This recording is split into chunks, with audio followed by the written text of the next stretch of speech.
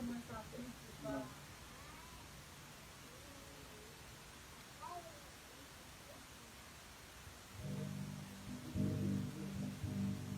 ¿Qué sería de ti si prescindiera de ti y de tu gracia, mi Señor? ¿Qué sería de ti si me alejara de ti y de tu gracia, mi Señor? Viene a mi mente, ¿dónde estaría yo? Viene a mi mente, ¿dónde estaría yo? Seguramente hundido en el error, en el lodo cenagoso, en lo más profundo de la oscuridad, seguramente siendo esclavo del error, con enormes cadenas atándose a mis pies, seguramente a punto de morir, desfalleciendo mi alma y sin fuerzas en mi ser. No, yo ya no quiero apartarme ni un momento. Señor, toma mi mano, porque contigo yo quiero caminar. Y con todo el corazón le digo al Señor, yo ya no quiero apartarme ni un momento. Señor, toma mi mano,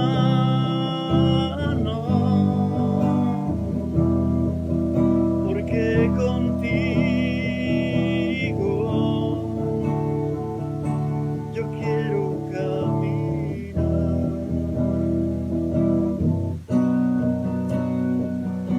Yo siento que te amo más, hoy te amo más que ayer. Yo siento que te amo más, hoy te amo más que ayer.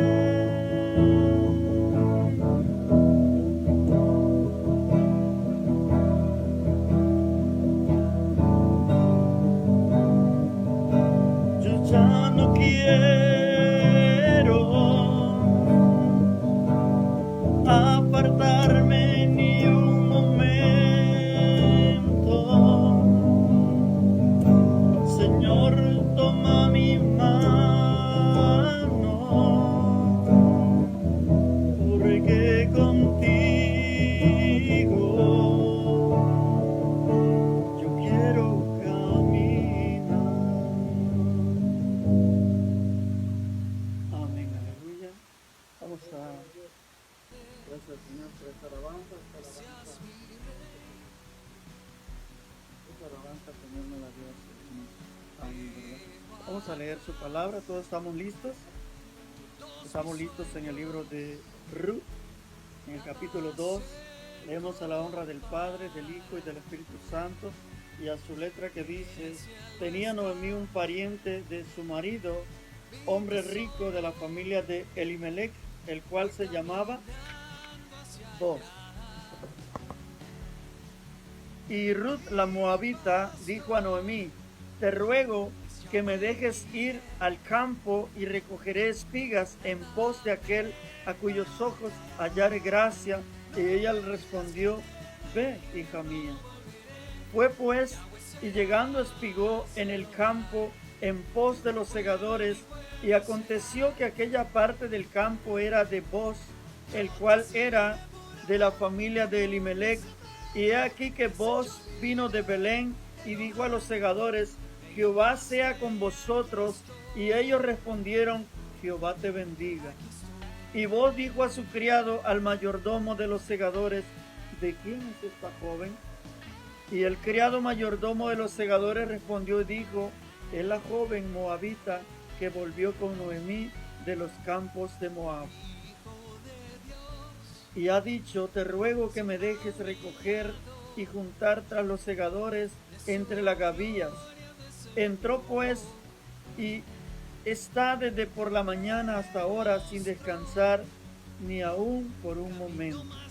Entonces Booz dijo a Ruth, oye, hija mía, no vayas a espigar a otro campo, ni pases de aquí, y aquí estarás junto a mis criadas. Mira bien el campo que sieguen, y síguelas, porque yo he mandado a los criados que no te molesten, y cuando tengas sed, ve a las vasijas y bebe del agua que sacan los criados. Ella entonces, bajando su rostro, se inclinó a tierra y le dijo, ¿por qué he hallado gracia en tus ojos para que me reconozcas siendo yo extranjera? Y respondió Booz, le dijo, he sabido todo lo que has hecho con tu suegra después de la muerte de tu marido, y que dejando a tu padre y a tu madre y a la tierra donde naciste, has venido a un pueblo que no conociste antes. Dios te bendiga, Zoe.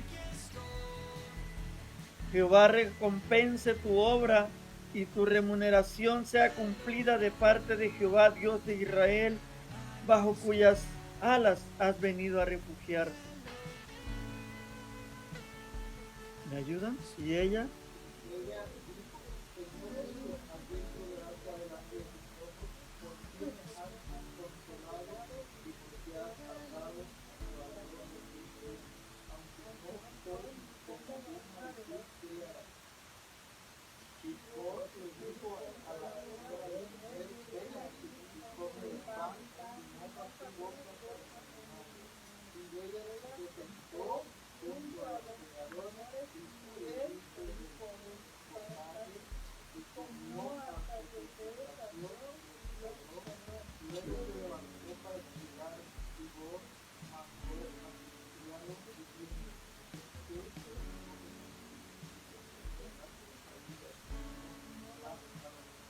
Y dejaréis también caer para ella algo de los manojos, y lo dejaréis para que lo recoja y no la reprendáis.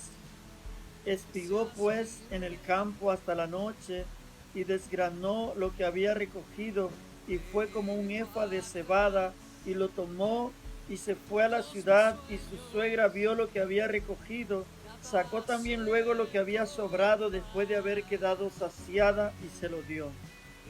Y le dijo a su suegra, ¿dónde has espigado hoy? ¿Y dónde has trabajado?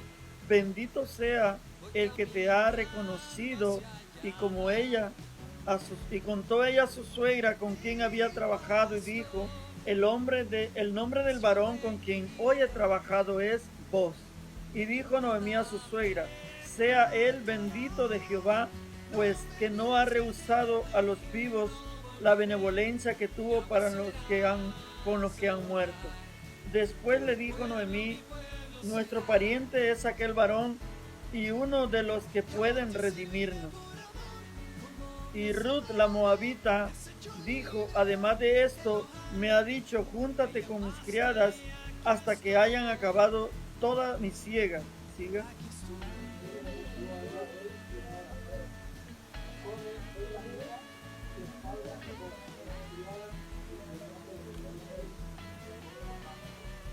¿Juntos?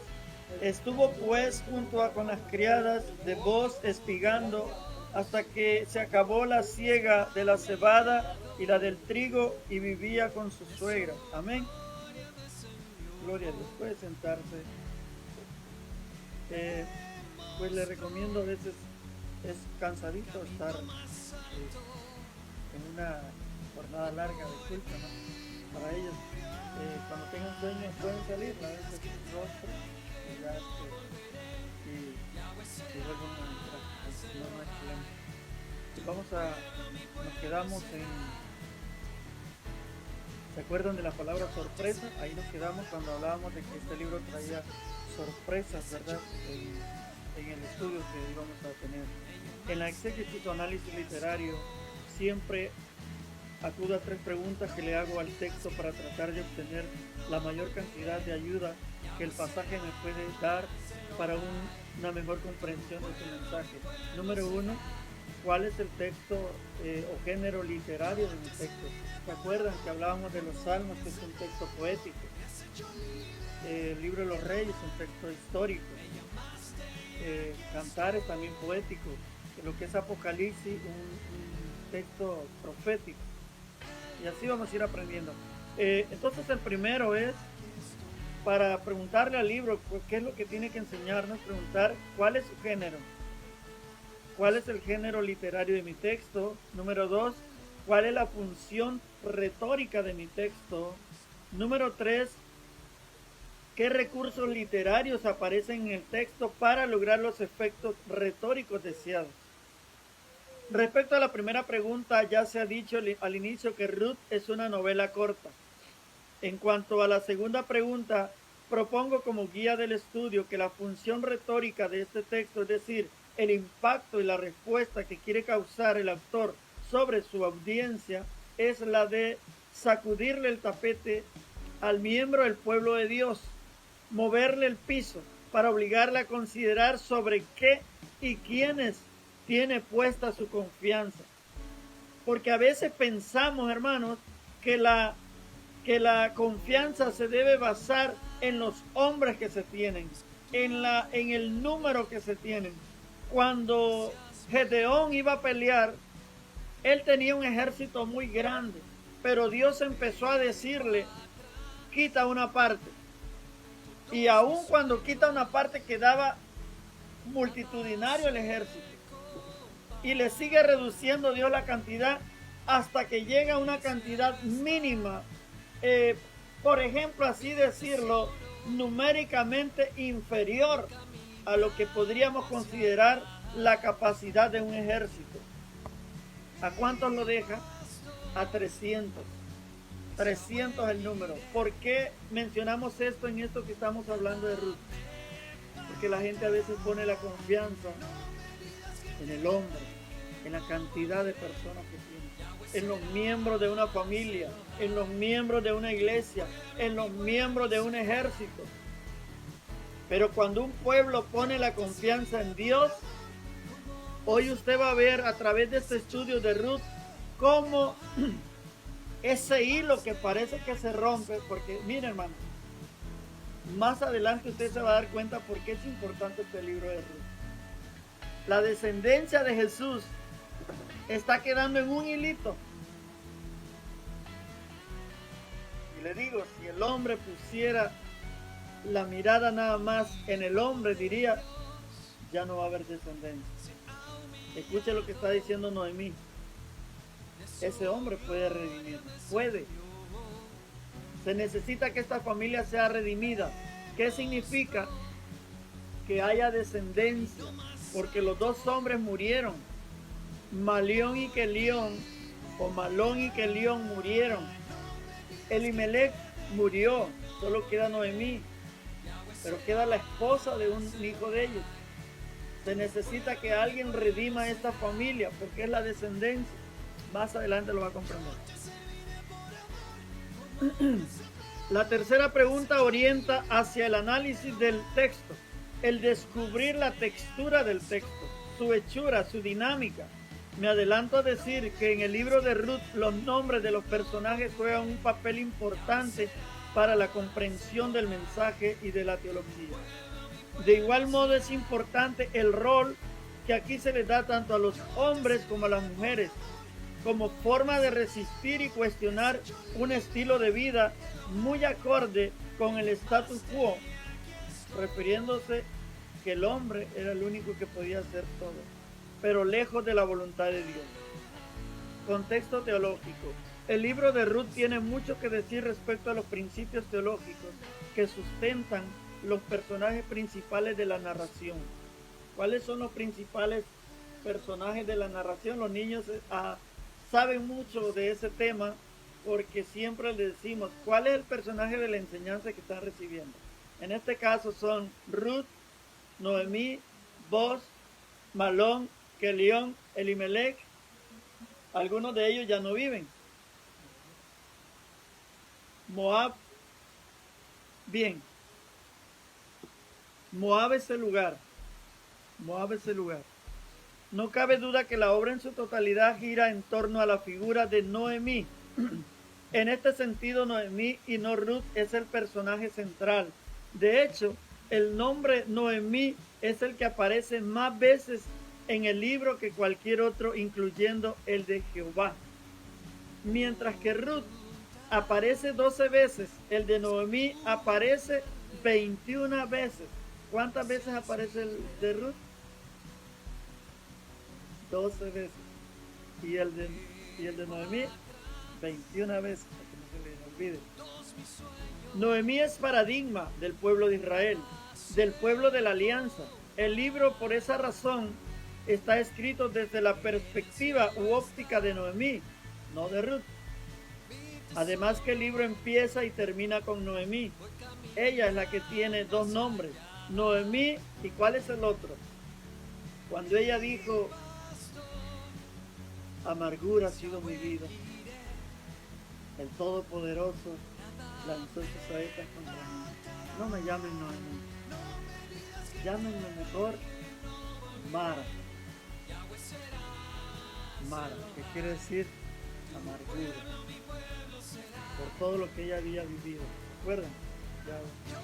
Ambos, como veremos más adelante, tienen que ver con la situación de vida frente a Dios que experimenta Noemí, es decir, el pueblo de Dios. Noemí es la que pierde marido e hijos en el primer capítulo, pero es la que gana una hija que vale más que todos. Aleluya, me gusta eso porque puedo imaginar la iglesia. Puedo imaginar la iglesia de Cristo, la hija del Padre Todopoderoso.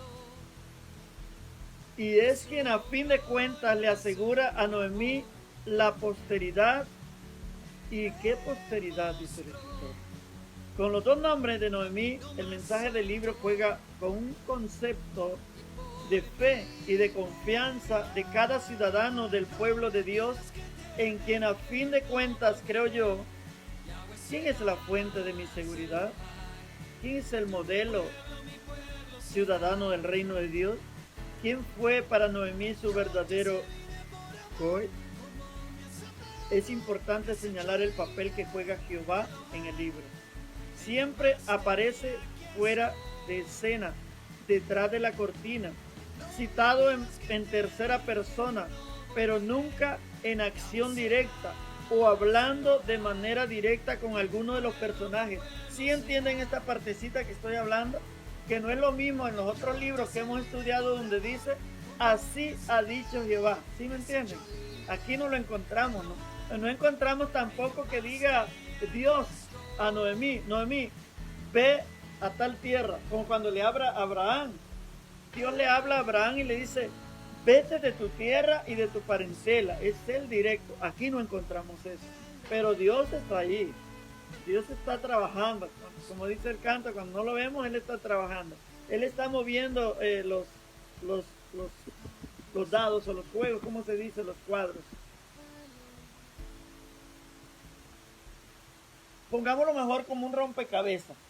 Dios está poniendo las piezas, esa es la palabra correcta. Dios está poniendo las piezas, pero no lo vemos ni escuchamos que Él diga algo ahí. Es importante señalar esto.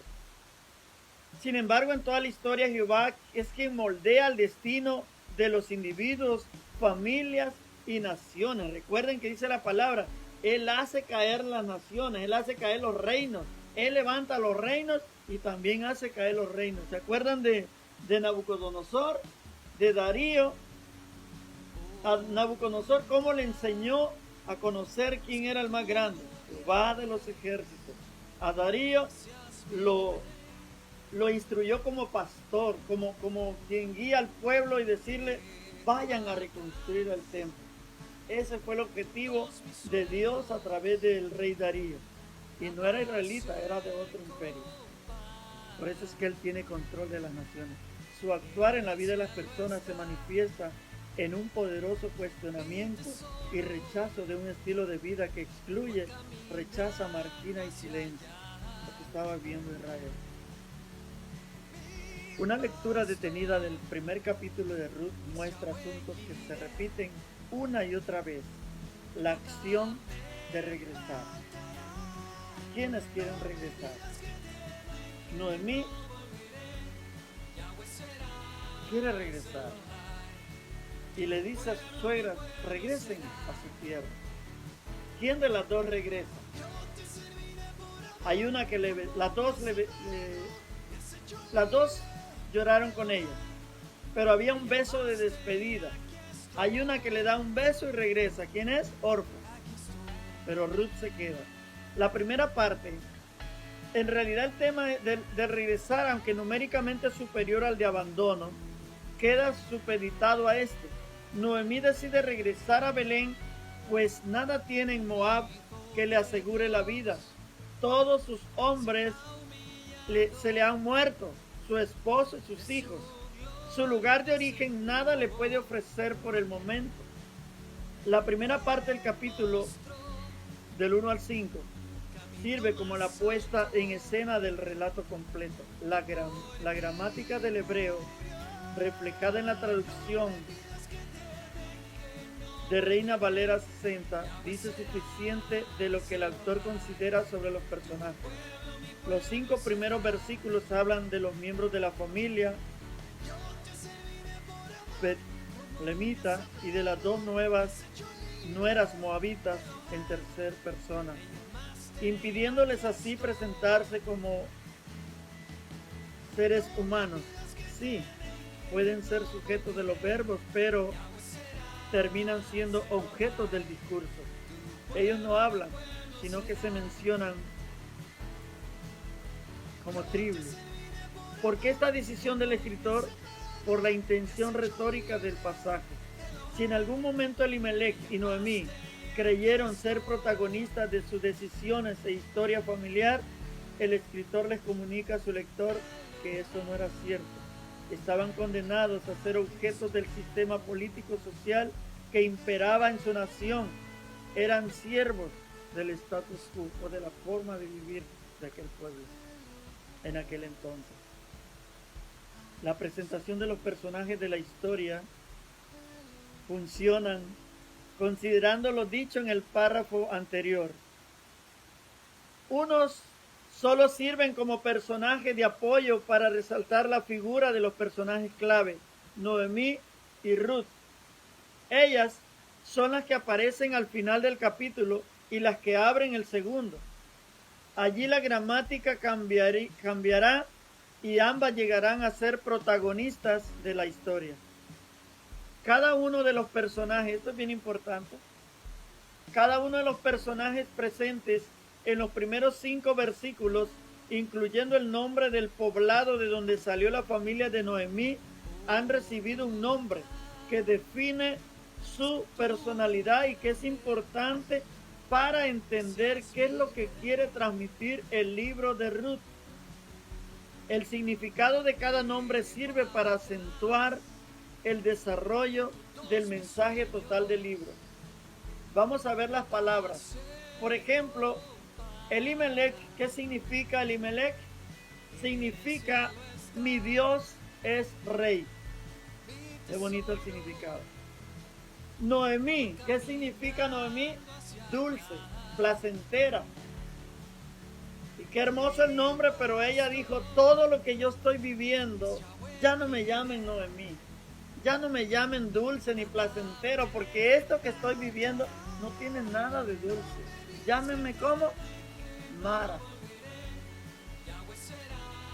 Otro nombre, Malón significa enfermizo. Y quizás se enfermó y murió.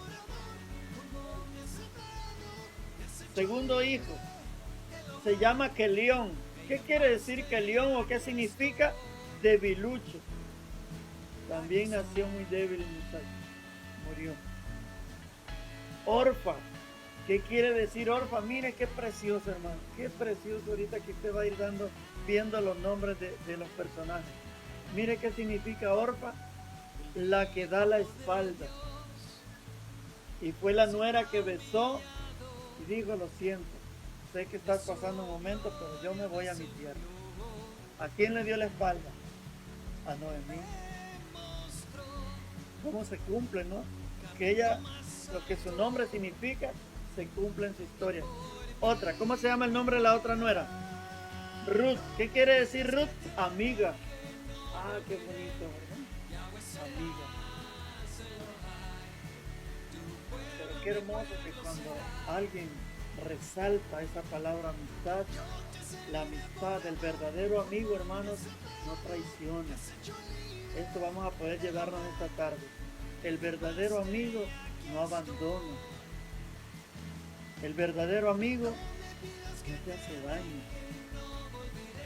Qué hermoso, ¿verdad? Y Ruth fue todo lo contrario. Ruth no abandonó, se mantuvo ahí como lo que significa la palabra amiga. Ruth nunca le traicionó a su suegro, se mantuvo fiel. Ruth nunca le abandonó, nunca le dio la espalda a Noemí, ahí se mantuvo.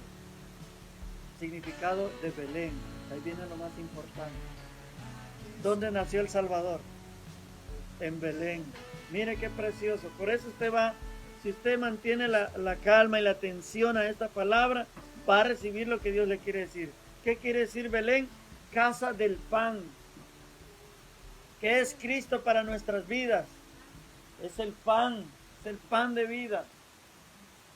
Él dio su vida por nosotros. Y cada vez que nosotros participamos de la Santa Cena, nosotros comemos ese pedacito de galleta simbolizando el cuerpo de Cristo, porque Cristo es el pan de vida. Hermanos, qué precioso que como miles de años atrás en la historia hay un pueblecito donde se está desarrollando una historia que es una incógnita completa. ¿Por qué? Porque como dice el escritor, Dios no está hablando en primera persona, ni en segunda, ni en tercera. Dios está detrás del telón. Dios está dirigiendo la obra, como el actor que nadie ve en escena. O cuando usted va a un teatro, usted no mira al actor, usted no mira todo el que diseñó la obra de teatro que se está presentando. Usted mira los personajes. Y en el libro de Ruth se está viviendo eso. No estamos viendo al que diseñó la obra. Nada más estamos viendo los personajes.